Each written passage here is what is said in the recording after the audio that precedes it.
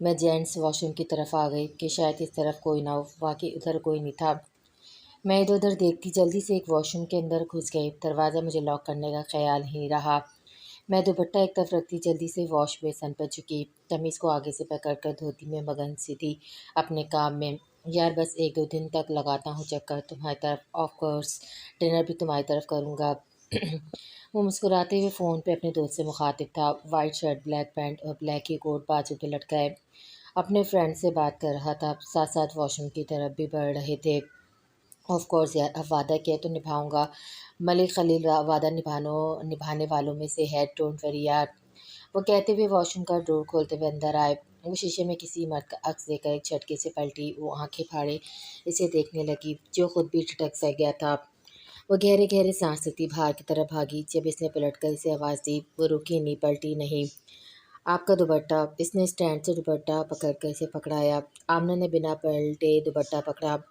ایک منٹ، احتیاط، آئندہ احتیاط کرے گا، جینٹس واش روم میں بہت سے حادثے ہو چکے ہیں، ہمیشہ لیڈیز واش روم جائیں اور اندر سے لاک کریں، اس نے سنجیدگی سے اسے سمجھایا تھا۔ وہ بنا کچھ کہے سامنے بنے ہال کی طرف بھاگ گئی تھی، جبکہ وہ ہلکی سی مسکان سے فون پہ سے آتی آواز پر متوجہ ہوا۔ بند کر دے یار، کیا اب واش روم میں بھی میرے ساتھ جاؤ گے؟ انہوں نے مسکراتی آواز میں اپنے دوست پر طنز کیا، جس پر اس نے بڑبڑاتا ہوا فون بند کر دیا تھا۔ وہ مسکراتے ہوئے واش روم کا ڈور بند کر گئے۔ آمنہ تم خواہ اتنی پریشان ہو، کچھ نہیں ہوتا، ہم پہلے بھی تو آ چکے ہیں نا یہاں۔ میری نے منہ بناتے ہوئے اسے ریلیکس کیا۔ وہ ڈراؤنے عجائب گھر آئے تھے دونوں۔ یار میں پہلے بھی اندر گئی تھی، میں اندر نہیں گئی تھی، تم ہی گئی تھی، تم ہی جاؤ، میں تو نہیں جاؤں گی، اس نے ڈرپوک سے لہجے میں کہا۔ یار کیوں ڈر رہی ہو؟ یہاں کوئی چیز اصلی نہیں ہوتی، وہ جین بھوت بھی سب آرٹیفیشل ہیں، مہری نے ضد چھوٹے ہوئے سے سمجھایا۔ نہ میرے تو باپ کی طبع، میں تو کبھی اس کی دہلیز نہ پار کروں، اس نے بینچ پر بیٹھتے ہوئے بحرین کو ٹکا سا جواب دیا۔ اللہ کرے حقیقی بھوک چمٹ جائے تمہیں اور ساری زندگی تمہارا پیچھا نہ چھوڑے، مہری نے دانت پر دانت جماتے ہوئے کہا۔ تمہیں چمٹ جائے، تمہارے سسرال والوں کو چمٹ جائے، خبردار جو میرے سامنے جن بت کا نام لیا ہو تو۔ آمنہ نے پیر ہلاتے ہوئے روکھا انداز میں اس کا جھڑکا۔ وہ اس پہ دو حروف بھیجتی اندر چلی گئے۔ آمنہ نے منہ بنایا اور بیگ سے چپس کا پیکٹ نکالتی مزے سے پیر ہلاتی کھانے لگی۔ وہ ادھر آتے جاتے لوگوں کو بھی ایک نظر دیکھ لیتی، لیکن پھر وہ چوکی، سامنے تین چار لڑکے اسے گھورے جا رہے تھے اور اسے دیکھتے دوسرے کے کان میں کچھ کہتے جاتے۔ وہ پزل سی ہوتی دھیان دوسری طرف جانب موڑ گئی، لیکن اب اسے بہت سی آوازیں آتی محسوس ہوئیں۔ وہ تینوں اس کے قریب آ چکے تھے اور وہ اب اس سے مخاطب تھے۔ وہ تینوں شکل سے کوئی عجیب سے لگتے تھے، موٹے جسم کے مالک، گلے میں سلور کی ڈھیروں چینیں پہنے، وہ کنڈے لگے تھے اسے۔ وہ ڈر کر کھڑی ہوئی، پھر اندر کی طرف دوڑ لگا دی تھی۔ وہ سیدھی کوریڈور میں بھاگی، جب پیچھے کوئی آہٹ نہ سنی تو وہ پلر سے ٹیک لگاتی گہرے گہرے سانس لینے لگی۔ خوفناک آواز سن کر وہ کانپ کر رہ گئی، پھر چیختی ہوئی سامنے سے آدھے وجود سے لپٹی تھی وہ، مہرین بچاؤ! وہ پیر پٹکتے ہوئے چلائے جا رہی تھی، جب مقابل نے پھرتی سے اس کے منہ پہ ہاتھ رکھا، اگر اس کی آسمانی کو چھوتی چیخوں کو روکا تھا۔ وہ بچا کر سامنے کھڑے وجید کو دیکھنے لگی، جس کا چہرہ اندھیرے میں لپٹا ہوا تھا۔ سرخ پیلی روشنی میں وہ سامنے کھڑے شخص کے نقوش کو غور سے دیکھنے لگی، جبکہ مقابل تو مبوسیت کے چہرے پہ پڑتی سرخ روشنی کو دیکھ رہا تھا۔ وہ چہرہ تو 5 دن سے حقیقت اور خیالوں میں گردش کر رہا تھا۔ حرم مسکرائی، پتہ ہے جو میرا رشتہ دیکھنے آنے والے تھے وہ نہیں آئے، امی کہتی تھی پتہ نہیں کیا بات ہے، وہ بنا دیکھے ہی کیوں انکار کر گئے میری بچی کو۔ حرم مسکراتے ہوئے اس کے ساتھ چلتی ہوئی اسے بتانے لگی۔ وہ جواباً جیب میں ہاتھ ڈالے مسکراتے ہوئے اس کے ساتھ چلنے لگا۔ میں نے تو 4 نفل پڑھے تھے شکرانے کے جان چھوٹ جانے پر، حرم نے خوشی سے چمکتے چہرے سے اسے بتایا۔ یہ تو گھٹ ہو گیا، اب تو پریشان نہیں ہونا؟ شایان نے اس کے چہرے کو تکتے ہوئے پوچھا۔ پریشان تو خیر رہوں گی جب تک پوری طرح تمہاری نہیں ہو جاتی، حرم نے نظر جھکا کر شرمیلے سے لہجے میں کہا۔ آہا یار سو سویٹ، وہ کہکمہ لگاتا بولا۔ انشاءاللہ وہ بھی ہو جاؤ گی، بس یقین رکھو اللہ پر، وہ وسیلہ بنا دے گا ہمارے لیے، اس نے اسے دیکھتے ہوئے نرم لہجے میں کہا، جس پر وہ سر ہلاتی مسکرائے۔ منان نے بائک روک کر حیرت سے حرم کو دیکھا، پھر ساتھ چلتی شخصیت کو، اسے وہ پہچان گیا تھا۔ دیکھو کسی خوش فہمی میں مت رہنا، وہ سب کچھ میں نے نہیں میری فرینڈ نے کیا تھا، مریم نے اسے گھورتے ہوئے اچھے سے پاور کروایا، جس کے چہرے پہ 100 واٹ کی روشنی پھیلی ہوئی تھی۔ I don't care darling, phone تو تمہارا ہی تھا نا؟ منان نے آہستہ سے اس کے ٹیبل پہ رکھے ہاتھ کی انگلیوں کو اپنی انگلیوں سے چھوتے ہوئے مسکرا کر کہا، واٹ دا ہیل چچور انسان، خبردار آئندہ مجھے ٹچ کرنے کی کوشش کی تو، اور دوسری بات میری طرف سے تمہیں 100 بار انکار ہے، انکار ہے، انکار ہے۔ اس سے تنک کر غصے سے کہا، اور میری طرف سے 100 بار قبول ہے، قبول ہے، قبول ہے۔ اس نے آنکھ مارتے ہوئے شرارت سے کہا، تم بھیج کر دیکھو رشتہ، وہیں سب کے سامنے انکار کر دوں گی۔ مریم نے دانت پیس کر اسے اچھی سی دھمکی دی۔ وہ جواباً فون پر کچھ نکالتا مسکرایا، یہ سنو پھر انکار کرنا مائی ڈارلنگ۔ اس نے فون ریکارڈنگ کھولتے ہوئے کہا، تم بھیج دو رشتہ، میں راضی ہوں۔ What are you serious? Yes I am serious, I love you. Phone میں سے آتی آواز اسے ساکت کر گئی۔ یہ میں نہیں ہوں، اس نے جلدی سے کہا۔ آئی نو بٹ تمہارے گھر والوں کو کون بتائے گا؟ نمبر تمہارا، آواز بھی تمہاری لگ ہی رہی ہے، تو پھر کیسے مطمئن کرو گی انہیں؟ کمینگی مسکراہٹ سے آئی برو چکا کر پوچھا گیا۔ کیا مطلب؟ مریم نے حیرت سے نکلتے ہوئے پوچھا۔ مطلب یہ مائی سویٹ ہارٹ، اگر تم نے انکار کیا تو میں تمہارے سب گھر والوں کے سامنے تمہاری یہ ریکارڈنگ کھول دوں گا، اور پھر سب کو بتاتی پھرنا کہ منان کا نمبر کیسے آیا، تم کیسے جانتی ہو، تمہارے دوست نے یہ کیوں کہا، وغیرہ وغیرہ۔ منان نے مسکراتے ہوئے سارا نقشہ اس کے سامنے کھینچا۔ مریم نے پھٹی پھٹی آنکھوں سے اسے دیکھا، جو کمینگی سے مسکان ہونٹوں پر سجائے مہیوں سے اس کے چہرے کے اتار چڑھاؤ دیکھ رہا تھا۔ تم ایسا کچھ نہیں کرو گے، سمجھے؟ مریم غصے سے بولی، ایسا ہی کروں گا مائی سویٹ، اور دوسری بات کال اٹینڈ کرتے ہی پہچان گیا تھا یہ میری نک چڑھی مریم نہیں، کوئی اور ہے، اس لیے تو ریکارڈنگ کر لی تھی۔ آہستہ سے اس کے کان کے پاس ہونٹ کر کے کہتا وہ ہوٹل سے باہر نکل گیا۔ وہ کھلے منہ سے اس کی پشت کو دیکھنے لگی۔ خبیث انسان، میں تو اسے سیدھا سا انسان سمجھی تھی۔ مریم پانی کا گلاس خالی کرتی ہوئی بڑبڑائی۔ وہ اس کی کلائی پکڑ کر اسے باہر لے آیا۔ آمنہ نے روشنی میں ان کے چہرے کو ٹٹک کر دیکھا۔ آپ ٹھیک ہے؟ انہوں نے ہلکی سی مسکان سے پوچھا۔ آمنہ نے ایک جھٹکے سے ان کے ہاتھ سے کلائی کھینچی، پھر ان کی طرف سے رخ موڑتی خود کو کوس کے رہ گئی۔ کیا ضرورت تھی بھلا یہاں آنے کی؟ وہ اس کی بڑبڑاہٹ واضح سن سکتے تھے۔ سامنے سیڑھیاں اترتی مہرین چلی آ رہی تھی۔ خبیث عورت، تو چل گھر، تیرا آج قیمہ بنا کر نہ کھایا تو آمنہ عدیل نام نہیں میرا۔ آمنہ نے اس کے پاس آتے ہوئے غصے سے کہا، کیا ہو گیا؟ میرے پیچھے کسی جن سے تو پالا نہیں پڑ گیا میرے شونے کو؟ میری نے پیچھے کھڑی شخصیت کو دیکھ کر آنکھیں مٹکا کر پوچھا۔ آمنہ نے پیچھے دیکھا جہاں وہ گاڑی پر ایک ہاتھ رکھے دوسرے سے فون کان سے لگائے کسی سے بات کر رہے تھے، لیکن دھیان اسی پر تھا۔ دفعہ ہو یہاں سے، اب کبھی تمہارے ساتھ نہیں جاؤں گی کہیں بھی۔ آمنہ نے پیر پٹک کر کہا اور ٹیکسی کو روکنے کا اشارہ دیا۔ ٹیکسی کے رکتے ہوئے دونوں بیٹھ کر اس کی نظروں سے اوجھل ہو گئی۔ بعد میں بات کرتا ہوں آپ سے، ملک خالد نے کہتے ہی فون بند کیا اور اوجھل ہوتی ٹیکسی کو دیکھنے لگے۔ پھر وہ چونکے، یہ مجھے کیا ہو رہا ہے؟ میں ایک چھوٹی سی لڑکی کو دیکھ رہا ہوں اور اسے اتنے دنوں سے سوچ رہا ہوں، او گاڈ یہ تو ٹھیک نہیں۔ میں شادی شدہ ہوں، بچوں والا ہوں، اور خود کو پاور کرواتا گریبان کے بٹن کھولنے لگا۔ اف! وہ گاڑی کے شیشے پہ ہاتھ مار کر تڑپے۔ وہ اپنے والدین کی اکلوتی اولاد تھے، وہ بھی بڑھاپے کی۔ جب ان کے والدین تھک گئے تھے دوائیں کھا کے اور منتیں وغیرہ مانگ کر، تو اللہ نے بڑھاپے میں انہیں یہ خوشی عطا کی۔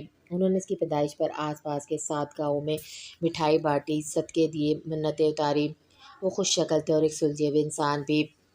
جب وہ 10 برس کے ہوئے تو ان کے والد انتقال کر گئے، جس پر وہ اور ان کی والدہ کئی مہینوں غم میں مبتلا رہے۔ وہ 13 سال کے تھے جب ان کی والدہ نے ان سے انوکھی سی فرمائش کر دی۔ وہ بہچا کر اپنی والدہ کو دیکھنے لگے۔ بیٹا اپنی ماں کی آخری خواہش سمجھ کر پوری کر دو۔ میں چاہتی ہوں مرنے سے پہلے تمہاری اولاد دیکھ لوں، پھر مجھے کوئی غم نہیں ہوگا۔ میں تمہاری اولاد کو گود میں لینا چاہتی ہوں۔ خلیل اپنی ماں کی خواہش رد نہ کرنا۔ ان کی ماں نے ان کے سامنے ہاتھ جوڑ کر انوکھی فرمائش کی تھی۔ وہ چھوٹے تھے، شادی کے رشتے کو نہیں جانتے تھے، لیکن اپنی ماں کے آنسو انہیں لرزا گئے تھے، تو انہوں نے سر جھکا دیا ماں کی خواہش پر۔ نسیم بیگم نے جلدی سے اپنی بڑی بہن سے ان کی چھوٹی بیٹی کا ہاتھ مانگ لیا، جو ان کے 7 سال بڑی تھی، جس پر وہ صبر کے گھونٹ بھر کر رہ گئے۔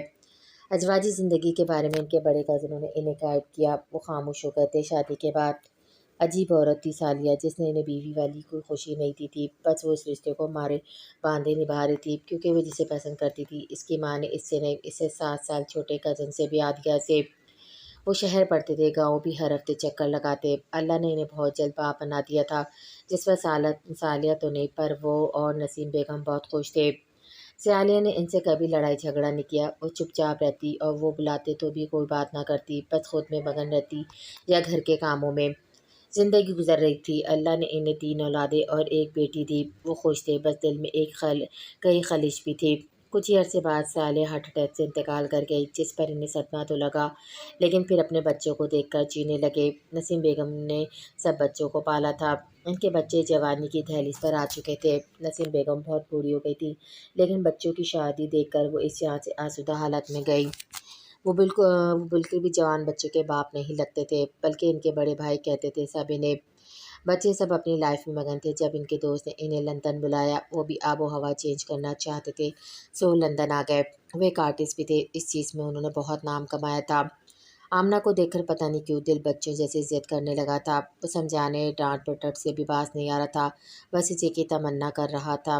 وہ دوست کے ساتھ اوپن کافی ٹیریا بیٹھے کافی پی رہے تھے، جب چونکے یہ آواز غالباً وہ پہچانتے تھے۔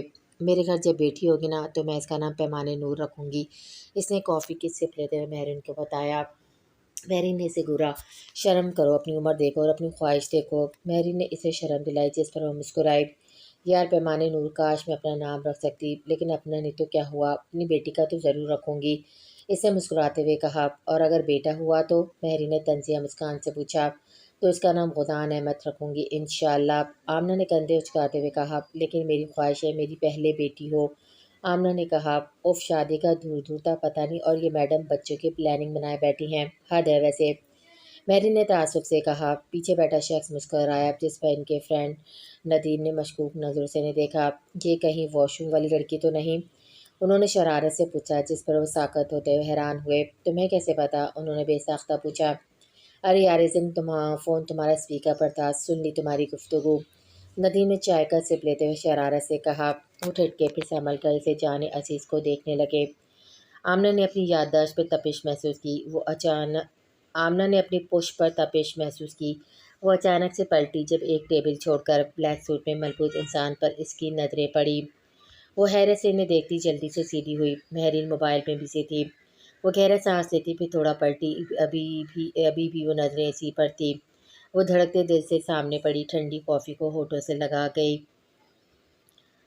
پتہ نہیں کیا بات تھی، مجھے دو آنکھیں پریشان کرنے لگی تھی، آمنہ نے انگلیوں سے آنسو صاف کر کے بھرائے ہوئے لہجے میں کہہ کر سامنے بیٹھی نور کو دیکھا، جو باپ کا ذکر ایسے سن رہی تھی جیسے اسے ساکت کر دیا ہو جدائی چھڑی سے۔ انہی دنوں امی کا فون آیا کہ تمہارے آپا کے گھر بیٹا آیا ہے، تمہاری آپا کے گھر بیٹا آیا، لیکن بدقسمتی سے میں جا نہ سکی، لیکن نام میں نے ہی رکھا ہے، غدان احمد میر۔ وہ اس نام پر مسکرائی۔ پیمان ساکت ہی رہی۔ وہ شخص اب مجھے ہر جگہ دکھنے لگا، جس سے میں گھبرا گئی تھی۔ وہ مجھ سے کچھ نہیں کہتے تھے، بس دور سے ہی دیکھتے تھے، جس کا پتہ مہرین کو بھی لگ گیا تھا، لیکن پتہ نہیں کیا بات تھی، وہ نظریں اچھی لگنے لگی تھی۔ اس انسان کی مسکراہٹ بہت پیاری تھی۔ امی کا فون آیا، جس میں انہوں نے کہا، تمہاری آئی لو یو کے دیور سے بات طے کر دی ہے رضا بھائی سے۔ میں ساکت رہ گئی۔ امی نے کہا، تم ایک بات ذہن میں رکھنا، اگر مجھے تمہاری وجہ سے کوئی بات سننی پڑی تو تمہیں بیٹی کے رتبے سے فارغ کر دوں گی۔ وہ اپنے سسرال والوں سے ڈرتی تھی، جنہوں نے ہمارے باپ کے بعد ہم پر زندگی تنگ کر دی تھی۔ لندن تو امی نے مجھے بھیج دیا، لیکن ان کی 100 باتیں سنی کہ وہی کسی گورے کو پھنسا لے گی وغیرہ وغیرہ، جس پر امی ڈر گئی تھی، اور ہر ہفتے مجھے یہی پاور کرواتی، جیسے گئی ہو آمنہ ویسے ہی آنا، اپنے نام کی طرح پاک رہنا۔ رضا مجھ سے بہت بڑے تھے، لیکن امی نے جلد بازی سے میرا رشتہ طے کر دیا تھا، جس پر میں اندر سے ٹوٹ سی گئی تھی۔ اب وہ آنکھیں دل کو تو اچھی لگتی، لیکن دماغ کہتا دور رہو اس سے۔ امی کی باتیں یاد آتی تو میں کانپ جاتی، میں پریشان رہنے لگی تھی۔ ان دنوں پڑھائی پر فوکس نہ ہونے کے برابر تھا۔ پھر یہ ہوا کہ وہ شخص مجھے 1 سال تک نہ دکھا۔ میں پاکستان بھی جا کر آ گئی، لیکن وہ شخص جیسے غائب ہو گیا تھا۔ یار سب لوگ مذاق بنائیں گے تمہارا، اور وہ لڑکی ابھی بہت چھوٹی ہے، وہ تمہارا ساتھ ہرگز قبول نہیں کرے گی، ان کے پاکستان والے دوست نے سمجھایا، جس پر وہ گہرے گہرے سانس لیتے گریبان کے بٹن کھل گئے۔ گھٹن کا احساس تھا کہ بڑھ گیا۔ انہیں ہارٹ اٹیک ہوا تھا۔ وہ دل پر جبر کرتے پاکستان چلے آئے، جہاں بچے اپنی اپنی زندگیوں میں بزی تھے۔ اس روشن چہرے کو بھولنا چاہا، بہت بھولنا چاہا، لیکن وہ چہرہ تو جیسے دل کے مقام پر فٹ ہو گیا تھا، اپنی جگہ پر، جو برسوں سے شاید اسی کے انتظار میں خالی تھا۔ دل کو بہت سمجھایا، سال گزر گیا، لیکن وہ چہرہ اب ستانے لگا تھا۔ راتوں کو وہ نیند آور گولیاں کھا کر سوتے، پھر وہ ایک دن فیصلہ کرتے لندن آ گئے۔ آمنہ جو دھند میں سڑک پر چہل قدمی کر رہی تھی، سامنے کھڑے شخص کو دیکھ کر ساکت رہ گئی۔ جبکہ وہ پاگلوں کی طرح سے دیکھنے لگے۔ مدتوں بعد آنکھیں اور دل کو سکون آیا تھا۔ آمنہ ٹھٹ کی، پھر سنبھلی، وہ سر جھٹکتی ان کے قریب سے گزر گئی۔ آمنہ، وہ جہاں تھی وہیں ساکت ہو گئی۔ وہ اس کے سامنے آئے کہ آپ مجھ سے شادی کریں گی؟ ان کے الفاظ سے اسے ساکت کر گئے تھے۔ بھلا کوئی ایسا انسان بھی تھا؟ وہ حیرت سے ان کی طرف پلٹی۔ میں نے بہت جبر کیا آمنہ، اپنے دل پر، اپنی روح پر روح اور دل تو تم میں بس گئے ہیں، یہ تم سے الگ نہیں ہو سکتے۔ انہوں نے اس کے چہرے کو دیکھتے ہوئے ٹھہر ٹھہر کر کہا۔ آمنہ ساکت کھڑی انہیں دیکھتی رہی۔ ان کی پرسنالٹی بہت عجیب اور دلچسپ سی تھی۔ وہ بڑی ہوئی شیپ، آنکھوں کے گرد ہلکے لیے بیمار دکھتے تھے۔ آپ کو یہ بات کرنے سے پہلے خود کو دیکھنا چاہیے تھا۔ کہاں سے میچ کرتے ہیں آپ میرے ساتھ، اور اوپر سے عمر دیکھیں، اپنی حد ہے، 14 سال تو چھوٹی ہوں گی میں آپ سے۔ آپ کو بات کرتے ہوئے وقت سوچنا چاہیے تھا۔ وہ بھنکاری تھی لیکن دل پتہ نہیں کیوں دکھا تھا۔ لب بھیجے چپ رہے، وہ سنجیدگی سے لب بھیجے سے دیکھتے رہے۔ آمنہ، یہ طے ہے آپ میری ہیں۔ اللہ نے آپ کو میرے لیے نہ بنایا ہوتا تو مجھے آپ سے کبھی نہ ملواتا۔ انہوں نے سنجیدگی سے اس کی طرف بڑھتے ہوئے کہا۔ آمنہ نے غصے سے انہیں دیکھا۔ دیکھیں مسٹر، اپنا راستہ ناپے، میں آلریڈی منگنی شدہ ہوں، جلدی شادی شدہ بھی ہو جاؤں گی۔ آمنہ نے یہ اس لیے کہا شاید وہ اس کا پیچھا چھوڑ دے، لیکن اس کا الٹ ہی اثر ہوا تھا ان پر۔ وہ ٹھٹکے۔ آمنہ، آپ میری ہیں اور اگر اللہ نے چاہا تو میری ہی رہیں گی۔ یہ کہتے ہی انہوں نے اس کی کلائی پکڑی اور اسے بنا کچھ کہنے کا موقع دیے گاڑی میں بٹھا دیا۔ وہ جب تک کچھ سمجھتی وہ گاڑی سٹارٹ کر چکے تھے۔ وہ چیختی چلاتی رہ گئی لیکن کچھ فرق نہ پڑا۔ انہوں نے اس کے دونوں ہاتھ اپنے مضبوط ہاتھ میں جکڑے گاڑی ڈرائیو کرتے اپنے فلیٹ تک پہنچ گئے۔ اسے پیار سے سمجھاتے، کبھی غصہ بھی کرتے، لیکن وہ نکاح کے لیے نہ مانی۔ آخرکار انہوں نے اسے مصنوعی دھمکی دی کہ وہ اس کے ساتھ ناجائز رشتہ قائم کر سکتے ہیں۔ انہوں نے اسے زبردستی اپنے ساتھ رشتے میں باندھ لیا تھا۔ آمنہ نے خودکشی کرنے کی بھی کوشش کی جو انہوں نے ناکام بناتی۔ اس 2 ہفتے بعد گھر والوں سے بات کی لیکن نکاح کا نہ بتایا کہ کہیں امی اسے غلط سمجھ کر اس سے رشتہ نہ توڑ دیں۔ بہرن کو جو پتہ لگا وہ حیران پریشان رہ گئی۔ وہ اس کے لیے کھانا بناتے، اسے اپنے ہاتھوں سے کھلانے کی کوشش کرتے لیکن وہ نہ کھاتی، ان سے بہت بدتمیزی کرتی۔ وہ بہت ٹھنڈے مزاج کے تھے، وہ ان سے بہت زیادہ بدتمیزی کرتی لیکن وہ بنا اف کہے سہتے کہ وہ اسے اپنی جگہ صحیح مانتے تھے، اس کا ری ایکشن فطری سمجھتے تھے۔ آمنہ، میں آپ کے گھر والوں سے بات کروں، میں انہیں سمجھاؤں گا کہ اس میں آپ کی کوئی غلطی نہیں، ساری غلطی میری ہے، میں سب کچھ ان کے سامنے رکھوں گا۔ خلیل نے بیٹھے بیٹھی آمنہ سے کہا جو غصے بھری نظروں سے انہیں دیکھ رہی تھی۔ آپ کیا کرنا چاہتے ہیں بتا دیں مجھے آج۔ آپ چاہتے ہیں میری امی مجھ سے ناراض ہو جائیں یا پھر مجھے بیٹی کے رتبے سے فارغ کر دیں؟ خبردار اگر میرے گھر والوں سے بات کی تو میں یہ بالکل برداشت نہیں کروں گی۔ آمنہ نے غصے سے کہا اور ان کا ہاتھ جھٹکا جو انہوں نے اس کے گھٹنوں پہ رکھا ہوا تھا۔ آمنہ، ایسے کیسے چلے گا؟ ہم پاکستان جائیں گے، میں سب کو سب سچ بتا دوں گا، ڈونٹ وری، بس آپ ہاں کر دیں یار۔ انہوں نے پریشانی سے اس کے چہرے کو دیکھتے ہوئے سمجھایا۔ آمنہ بنا کچھ بولے انہیں غصے سے دیکھتی رہی، جس پر وہ گہرا سانس لیتے واش روم میں چلے گئے۔ آمنہ نے ان کے جانے کے بعد گہرا سانس لیا، پھر ہونٹ بھیجتے ہوئے واش روم کے دروازے کو دیکھنے لگی۔ دل تو ان کی جگہ تسلیم کر چکا تھا لیکن امی کا کیا کرتی؟ وہ ان کی ناراضگی نہیں سہ سکتی تھی۔ آمنہ، باہر چلیں؟ انہوں نے فریش ہو کر اسے پوچھا۔ آمنہ انہیں دیکھتی رہی جس پر وہ دھیمے سے مسکرائے، پھر جھکا اس کا ہاتھ ہونٹوں سے لگا کر وہ سیدھا ہوئے۔ آمنہ، تیار ہو کر آ جائیں، میں باہر ویٹ کر رہا ہوں۔ وہ کہتے وہ چلے گئے۔ پیچھے وہ نمیلی آنکھوں سے ان کی پشت دیکھتی رہی۔ ڈاکٹر نے اسے 1 منتھ پریگننٹ بتا دیا تھا لیکن وہ یہ سچ ان سے چھپا گئی تھی۔ وہ یوں ہی اسے خود چھوڑ کر آتے، واپسی پر لے آتے۔ وہ تیار ہو کر باہر آئی تو گاڑی سے ٹیک لگائے اسی کے انتظار میں تھے۔ وہ اس کے لیے گاڑی کا ڈور کھولتے اسے بٹھا کر آ کر گاڑی میں بیٹھے۔ گاڑی کی سپیڈ بہت تیز تھی جس سے تیز ہوا گاڑی کی کھلی ونڈو سے اندر آ رہی تھی، ایسی ٹھنڈی ہوا جو بندے کو کپ کپا کر رکھ دیتی۔ لیکن وہ ہوا کو اپنے اندر محسوس کرتے ہوئے مسکرائی، اسے اچھی لگ رہی تھی یہ ٹھنڈی ہوائیں۔ خلیل ملک نے بے چارگی سے اسے دیکھا۔ آمنہ، پلیز کھڑکی بند کر دیں، آپ کی طبیعت خراب ہو سکتی ہے، انہوں نے دھیمے لہجے میں اسے دیکھتے ہوئے فکر مندی سے کہا۔ مجھے ٹھنڈی ہوائیں پسند ہے، میں نہیں بند کروں گی، آمنہ نے ضدی لہجے میں کہا، جس پر وہ مسکراتے ہوئے سر جھٹک کر رہ گئے کہ وہ بہت ضد کرتی تھی اور ڈھیٹ بھی بہت تھی۔ وہ اسی لیے پارک میں آ گئے۔ پارک میں صبح کے وقت رش نہ ہونے کے برابر تھا۔ وہ ٹہلتے ٹہلتے پہاڑوں کے دامن میں آ گئے۔ آمنہ، آپ میرا ساتھ قبول نہیں کر پا رہی لیکن سچ یہی ہے، مجھے آپ کی بے رخی سے بھی پیار ہے، بلکہ آپ کا ضد کرنا، مجھے گھورنا، مجھ سے بات نہ کرنا، مجھے ان سب سے بھی عشق ہے، مجھے آپ کی ہر ادا سے عشق ہے۔ آمنہ آپ میری روح کا گمشدہ حصہ تھی۔ جب سے آپ میری زندگی میں آئی ہیں مجھے لگتا ہے میرے دل کا مقام میری روح کا حصہ کمپلیٹ ہو گیا ہے۔ میرا دل کرتا ہے مجھے اللہ بہت سی زندگی دے کہ میں آپ کو بوڑھی ہوتے ہوئے دیکھوں۔ بھلا میری آمنہ کیسی لگتی ہے بڑھاپے میں؟ انہوں نے اس کا ہاتھ تھامتے ہوئے گمبھیر لہجے میں کہا۔ آمنہ نے اپنے ہاتھ کو دیکھا جو ان کے چوڑے ہاتھ میں چھپ سا گیا تھا۔ اس کا دل دھڑکتا تھا ان کی ہر بات پر۔ وہ جب اسے چھوتے اس کے دل میں ٹھنڈک سی اترتی۔ وہ خود پر بہت جبر کرتی تھی، ورنہ خلیل جیسا انسان ہو تو محبت کیسے نہیں ہو سکتی تھی۔ وہ تو تھے ہی اتنے اچھے کہ کسی کو بھی خود سے باندھ سکتے تھے۔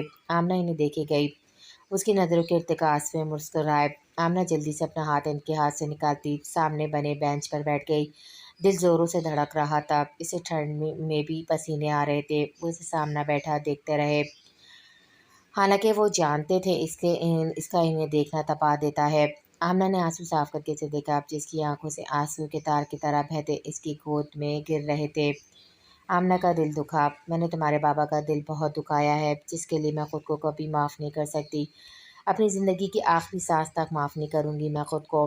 پیمان، میں نے اسے شخص کو دکھ پہنچایا جس نے اپنی زندگی میں بہت کم خوشیاں دیکھی تھی۔ وہ مجھ میں سب خوشیاں تلاش کرتے اور میں نے کیا کیا، آپا کی ایک کال پر سب چھوڑ چھاڑ کر پاکستان بھاگ آئی۔ آمنہ نے اس کے ہاتھ کو ہونٹوں سے لگاتے ہوئے درد بھرے لہجے میں کہا۔ تمہارے بابا میری شاپنگ تک خود کرتے، میرے اٹھنے سے پہلے ناشتہ تک ریڈی کرواتے، بلکہ جب کبھی میں بیمار ہوتی تو واشنگ تک خود لے کر جاتے، یہاں تک میرے بالوں میں کنگھی خود کرتے۔ وہ اتنا خیال رکھتے کہ شاید کوئی ماں بھی اپنے بچے کا اتنا خیال نہ رکھ پاتی ہو۔ خلیل ملک مجھے تو اس دنیا کے لگتے ہی نہیں تھے، وہ تو کوئی فرشتہ تھے۔ ان میں کوئی بری عادت نہیں تھی۔ وہ سب سے ہنس کر بات کرتے، پیار سے بات کرتے۔ اچھے لوگوں کو اللہ جلد اپنے پاس بلا لیتا ہے۔ پیمان نے بہت ضبط سے اپنی سسکی روکی، ورنہ دل کر رہا تھا اتنے زور سے رہے کہ وہ مر جائے اور بابا کے پاس چلی جائے۔ انہیں چھوٹے بچے بہت پسند تھے۔ میں نے تمہاری پیدائش کا انہیں نہیں بتایا تھا، لیکن ایسی باتیں چھپی کیوں نہیں رہتی۔ میں ڈرتی تھی انہیں بتانے سے اور شرم بھی آڑے آتی تھی۔ میں کیا کروں، مجھے کچھ سمجھ نہیں آتا تھا۔ نور، آپ میرے ساتھ صبح جاگنگ پہ جایا کریں گی، آپ پہلے سے کافی موٹی ہوتی جا رہی ہیں، انہوں نے اس کے سراپے کو غور سے دیکھتے ہوئے کہا۔ آمنہ ٹھٹکی، وہ انہیں حیرت سے دیکھنے لگی۔ وہ دلکشی سے مسکرائے۔ آمنہ کا چہرہ سرخ پڑا تھا، وہ لب کھینچ کر سر جھکا گئی۔ ارے یار، اس میں شرمانے کی کیا بات ہے، موٹے بھی انسان ہی ہوتے ہیں۔ مجھے آپ ہر روپ میں دلکش لگتی ہیں اور بڑھاپے میں بھی دلکش ہی لگیں گی۔ جب آپ کو کھوٹی سے جلا کریں گی، آپ کے بال سفید ہو جائیں گے، انہوں نے شرارت سے کہا، جس پر وہ خفی سے پیر پٹکتی اندر چلی گئی۔ وہ پرجوش نظر سے اس کے سراپے کو دیکھنے لگے۔ بچے تو نہیں تھے، وہ سب سمجھ رہے تھے، لیکن چپ تھے۔ آمنہ، بچے پسند ہیں آپ کو؟ انہوں نے اس پر کمبل درست کرتے ہوئے پوچھا۔ آمنہ حیرت سے انہیں دیکھنے لگی۔ آمنہ، اس میں اتنا شاکنگ ریئیکشن تو نہیں بنتا یار، اگر پسند ہے تو ٹھیک، نہیں ہے تو بھی ٹھیک ہے، انہوں نے بیڈ پر دراز ہوتے اسے باہوں میں لیتے ہوئے نرم سے لہجے میں کہا۔ آمنہ نے آہستہ سے ان کے سینے پر سر رکھا، اس کے بال درست کرتے ہوئے پھر بولے۔ آمنہ، کیا آپ پریگننٹ ہیں؟ ان کے الفاظ اس پر بم بن کے برسے تھے۔ وہ ایک جھٹکے سے ان سے دور ہوئی اور انہیں پھٹی پھٹی آنکھوں سے دیکھنے لگی۔ آمنہ، آپ میں میری سانسیں بستی ہیں یار، آپ کے بارے میں کیسے نہیں جانوں گا یار، آپ میں نمایاں ہوتی تبدیلی سے میں شروع سے آگاہ ہوں، انہوں نے اس کے چہرے کو ہاتھوں میں لیتے ہوئے کہا۔ ایسا کچھ نہیں ہے، میں ویسی زیادہ کھاتی ہوں تو موٹی ہوتی جا رہی ہوں، اور ادروائز ایسا کچھ نہیں ہے، آمنہ نے غصے سے کہا۔ اچھا ریئلی؟ انہوں نے اس کی آنکھوں میں آنکھیں ڈالتے ہوئے شرارت سے پوچھا۔ ہاں، 100%، وہ غصے سے کہتی ان کے ہاتھ جھٹکتی باہر نکل گئی۔ پیچھے وہ مسکراتی نظروں سے بیڈ پہ دراز ہوئے۔ لیکن آخر کب تک؟ ایک دن طبیعت بہت خراب ہو گئی میری تو وہ ڈاکٹر کے پاس لے گئے، وہیں ڈاکٹر نے انہیں میرے سامنے بتایا، جس پر میں شرم سے پانی پانی ہو گئی۔ وہ اب پہلے سے زیادہ خیال رکھتے میرا، ان کا ساتھ بہت بھاتا تھا مجھے، ان کی قربت کی مہک مجھے بہت پسند تھی جو میں کبھی ان سے کہہ نہیں سکتی تھی۔ جب وہ تیار ہوتے تو بہت ہینڈسم لگتے۔ وہ قریب کے منتھ میں شاپنگ کرتے تو میں حیران رہ جاتی کہ وہ بیبی گرل کی شاپنگ کرتے، جس سے میں حیران ہوتی، لیکن شرم کے مارے کچھ نہ کہتی کہ مجھے ان سے بہت شرم آتی تھی ایسی بات کرتے ہوئے۔ میرے ہونٹوں پہ مسکراہٹ بہت کم آتی تھی، ایک دو بار ہی شاید میں ان کے سامنے مسکرائی ہوں گی، جس پر انہوں نے شکرانے کے نفل پڑے تھے۔ آمنہ کہتی زوروں کے تار رونے لگی، جبکہ پیمان کا برا حال تھا، اس کے دل میں زوروں سے درد اٹھ رہا تھا۔ اس نے لب کھینچ کر دل کے مقام پر ہاتھ رکھا۔ انہی دنوں امی مجھ پر زور ڈالنے لگی کہ میں پاکستان آ جاؤں، وہ ہر بار یہی کہتی، جس پر میں بہانے تراشنے لگ جاتی، اور وہ سامنے بیٹھے تعصب سے مجھے جھوٹ بولتا دیکھنے لگ جاتے، جس پر میں نے ان سے اور بدتمیزی کرتی۔ غصے میں مجھے کچھ نہیں پتہ ہوتا میں کیا کر جاتی ہوں ان کے ساتھ۔ میری ڈلیوری کے دن قریب تھے، مہرین بھی آتی جاتی رہتی تھی۔ انہی دنوں میرا پیر پھسلا اور میں دھڑام سے نیچے گر گئی۔ وہ تو اللہ کا شکر ہے مہرین آ گئی اور مجھے وقت پر ہاسپٹل لے گئی، وہ بھی آگے پریشان سی حالت لیے۔ وہ بہت پریشان رہی۔ مہرین کہتی ہے میں نے پہلی بار کسی انسان کو اپنی بیوی کے لیے اتنا پریشان ہوتے دیکھا تھا۔ جب تم آئی ہمارے گھر تو بہت خوش تھی۔ وہ روم میں آئے تو میں آنکھیں موند گئی کہ میں شرم سے ان کا چہرہ نہ دیکھ سکی۔ چونکی تب جب انہوں نے کہا آمنہ یار پیمان کی شکل تو مجھ پر گئی ہے، یہ تم پر کیوں نہیں گئی؟ میں چپ رہی، لیکن پیمان کے نام پہ میرا دل زوروں سے دھڑک اٹھا۔ میں 3 دن ہاسپٹل رہی۔ جب مہرین فون لیے میرے پاس آئے، یار تمہارے گھر سے فون ہے؟ مہرین نے پریشانی سے کہا، جس پر میں نے ٹھٹک کر فون کان سے لگایا۔ تبھی آپا نے مجھے بتایا امی کو ہارٹ اٹیک ہوا ہے۔ میں کانپ گئی کہ میرے ابو بھی تو ہارٹ اٹیک سے فوت ہوئے تھے۔ میں فون رکھتی مہرین کے ترلے منتیں کرنے لگی۔ مجھے لگا وہ مجھے نہیں جانے دیں گے۔ یہ غلطی میں نہ کرتی تو شاید وہ میرے پاس ہوتے، میں نے محسوس کرتی، اپنے ہاتھوں سے ان کا چہرہ چھوتی جو میرے دل کی اولین خواہش تھی۔ مہرین اسی دن بندوبست کر دیا اور میں بنا انہیں دیکھے تمہیں پیار کرتی پاکستان روانہ ہو گئی۔ امی کی حالت بہت مشکل سے سنبھلی۔ ڈاکٹر نے انہیں اسٹریس دینے سے منع کیا تھا۔ میری حالت دیکھ کر سب نے بہت پوچھا، لیکن میں نے کہہ دیا میں وہاں بہت بیمار تھی، میرے اپینڈکس کا آپریٹ ہوا ہے، جس سے سب مطمئن ہو گئے۔ لیکن باخدا تمہارے باپ کا خیال مجھے ہر گھڑی آیا، ہر وقت آیا۔ میں بہت بے چین تھی۔ میری حالت میں جانتی تھی یا میرا اللہ۔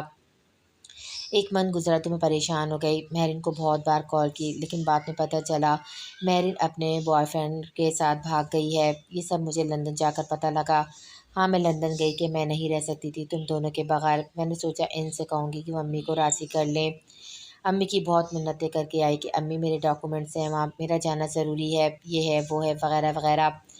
میں جب وہاں آئی تو سب سے پہلے مہرین کے گھر گئی۔ وہاں اس کی امی نے بتایا کہ اس کی شادی طے کر دی تھی، لیکن وہ کسی انگریز کے ساتھ بھاگ گئی ہے۔ اس کی امی بہت روئی۔ میں بہت پریشان ہوئی کہ وہ شکل سے ایسی لگتی نہیں تھی اور نہ ہی اس نے مجھ سے کبھی کچھ شیئر کیا۔ وہاں سے دکھی دل لیے میں اپنی فلیٹ آئی، لیکن وہ بند ملا۔ میں نے پورے 10 دن چھان بین کی، لیکن مجھے تمہارے بابا کے بارے میں کچھ پتہ نہ چلا۔ ان کا دوست بھی پاکستان شفٹ ہو گیا تھا، ورنہ اس سے پتہ چل جاتا۔ میں بہت دل برشتہ ہوئی اور امی کے زور دینے پر آ گئی۔ میں اندر ہی اندر گھٹ رہی تھی، مجھے کچھ نہیں پتا کیا ہو رہا تھا کیا نہیں۔ میں بہت پریشان رہنے لگی تھی۔ اچھا ہوا رضا باہر تھے اسٹڈی کے لیے، ورنہ امی میری شادی کرنے سے گریز نہ کرتی۔ دن پر دن گزرتے گئے اور میں خود پر گھلتی رہی۔ لندن فون بھی کرتی، آنٹی کو باتوں باتوں میں کچھ پوچھتی، لیکن کچھ پتہ نہ چلا۔ میری بیٹی تھی تم، کیسے نہ تڑپتی میں۔ آگے کی آپ مجھ سے سن لیں۔ ڈر پر قابو پاتی وہ بولی، میرے بابا پاگلوں کی طرح آپ کو ڈھونڈتے رہتے، مائنڈس اٹیکس بھی آیا انہیں، آپ کی فرینڈس کو بھی ڈھونڈا، لیکن وہ انہی دنوں غائب ہو گئی۔ میرے بابا نے آپ کو در بدر ڈھونڈا، لیکن آپ نہ ملی، وہ اپنے دوست کے کہنے پہ پاکستان چلے آئے۔ میرے بابا کو بہت باتیں سننی پڑیں، بہت کچھ برداشت کیا انہوں نے، گھر والوں کی مخالفت بھی سہی، لیکن میرے بابا نے مجھ پر آنچ نہ آنے دی۔ سارا دن مجھے گود میں لیے بیٹھے رہتے، خود دودھ بناتے کہ گھر والوں پر انہیں بھروسہ نہیں تھا۔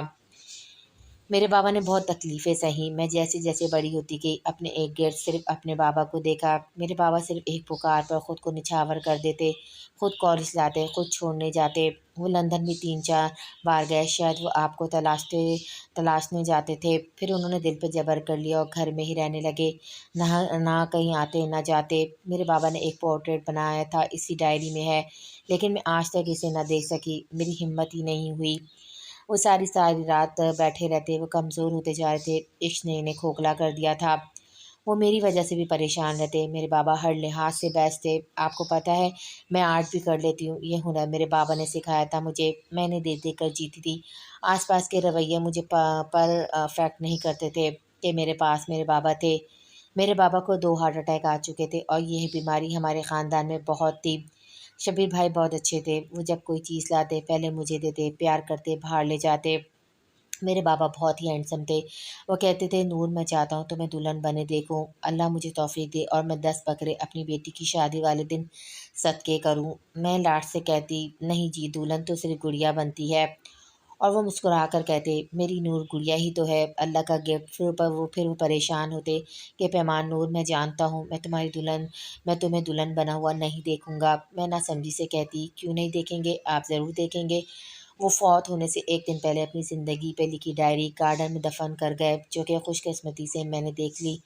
मैं इसी वक्त इनके जाने के बाद निकाल लाई। भला मैं अपने बाबा की कोई चीज़ मिट्टी में जाते कैसे देख सकती थी, लेकिन ये नहीं जानती थी वो खुद मिट्टी में जाने के लिए तैयार बैठे हैं। एक दिन सोए तो फिर नहीं उठे। बाबा क्या होता है, कोई पैमान नूर से पूछे। इनका साया क्या होता है, कोई पैमान नूर से पूछे। इनकी मुस्कुराहट क्या होती है, कोई पैमान नूर से पूछे। मेरे बाबा मेरी रोशनी थे, जो जाते वक्त वो साथ ले गए। मैंने बहुत तकलीफ़ें सही हैं अपने बाबा के बाद। मेरे बाबा ने मुझे हमेशा फूलों पर रखा, लेकिन ये दुनिया इनकी आंखें बंद होते ही मुझे कांटों पर खींच लाई। आमना फटी-फटी आँखों से इसका चेहरा देख रही थी, जो पीला पड़ चुका था।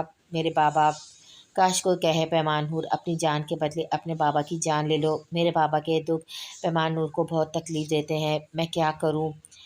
वो कहते ही अपने बाल नोचने लगी। आमना ने हैरत से और दुःख से इसे देखा। ख़ुज़ान भी इसकी ऊँची चीखों पर भागता हुआ रूम में आया। पैमान की हालत देखकर वो दहलीज पे साकित हुआ। पैमान नूर, वो भागा, लेकिन वो तब तक बेहोश हो चुकी थी।